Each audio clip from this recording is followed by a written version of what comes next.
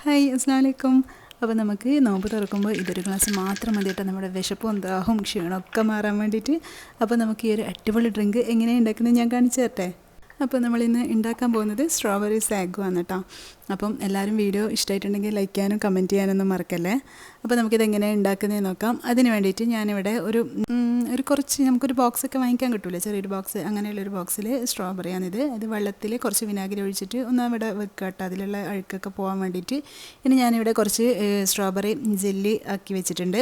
നിങ്ങൾക്ക് strawberry jelly ഇല്ലെങ്കിൽ കുഴപ്പമൊന്നുമില്ല. അഥവാ നിങ്ങൾക്ക് വേണമെന്നുണ്ടെങ്കിൽ കുറച്ച് ചീന ഗ്രാസ് മെൽറ്റ് ചെയ്തിട്ട് അതിലോട്ട് കുറച്ച് സ്ട്രോബെറി സിറപ്പോ സ്ട്രോബെറി എസൻസോ എന്തെങ്കിലും ചേർത്ത് കൊടുത്താൽ മതി കേട്ടോ. അപ്പോൾ നല്ലൊരു ജെല്ലി നമുക്ക് റെഡിയാക്കാൻ വേണ്ടി പറ്റും. അതുപോലെ തന്നെ ഞാൻ കുറച്ച് ഒരു 2 ടേബിൾ സ്പൂണോളം കസ്കസ് കുതിർക്കാൻ വേണ്ടി വെച്ചിട്ടുണ്ട്, അതിന് അതും കൂടി സെറ്റായിട്ടുണ്ട്. ഇനി സ്ട്രോബെറി ചെറിയ ചെറിയ പീസായിട്ട് ഒന്ന് കട്ട് ചെയ്തിട്ട് വെക്കുക.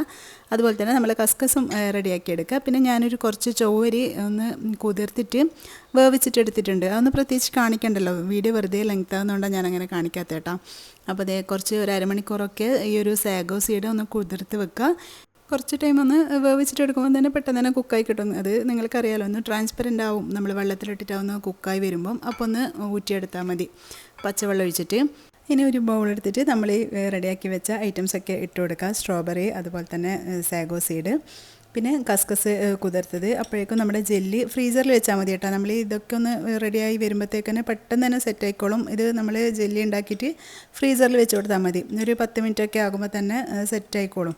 അപ്പോൾ അതും കൂടി ചെറിയ ചെറിയ പീസാക്കിയിട്ട് വേണം കട്ട് ചെയ്യാൻ വേണ്ടിയിട്ട്. നമ്മൾ സ്ട്രോബെറി കട്ട് ചെയ്തിട്ടില്ലേ, അതുപോലെ ചെറിയ ചെറിയ പീസാക്കിയിട്ട് തന്നെ ഒന്ന് കട്ട് ചെയ്തിട്ട് എടുക്കുക. ഇനി ഈ ഒരു ജെല്ലിയും കൂടി നമുക്ക് ബൗളിലോട്ട് ഇട്ട് കൊടുക്കാം.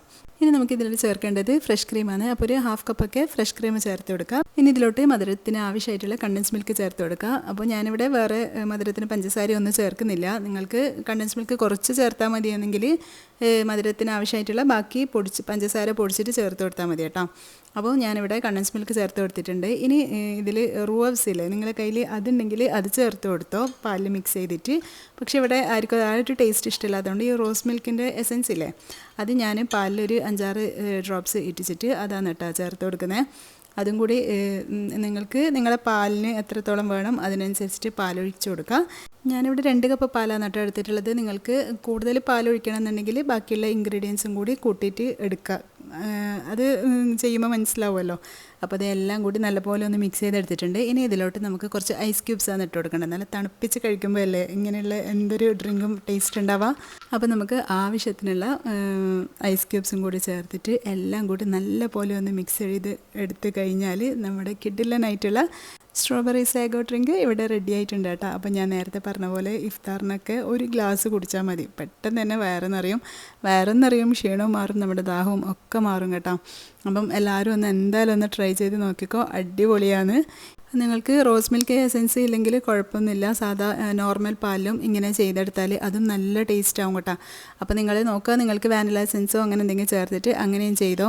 പിന്നെ ഈ ഒരു ഫുഡ് ഉണ്ടാക്കലും കാര്യങ്ങളെന്നൊക്കെ പറയുന്നത് നമ്മുടെ ഇഷ്ടത്തിനനുസരിച്ചിട്ട് നമുക്ക് മാറ്റം വരുത്തുകയൊക്കെ ചെയ്യാമല്ലോ.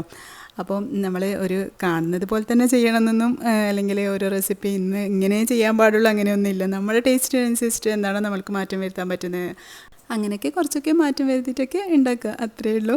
അപ്പോൾ വീഡിയോ ഇഷ്ടമായെന്ന് വിചാരിക്കുന്നത്, ഞാൻ നേരത്തെ പറഞ്ഞ പോലെ ലൈക്ക് ചെയ്യാനും ഷെയർ ചെയ്യാനും കമൻറ്റ് ചെയ്യാനൊന്നും മറക്കല്ലേ. അപ്പോൾ ഇൻഷാല്ലാ നെക്സ്റ്റ് വീഡിയോയിൽ കാണാം. അതുവരേക്കും ബൈ, താങ്ക്സ് ഫോർ വാച്ചിങ്.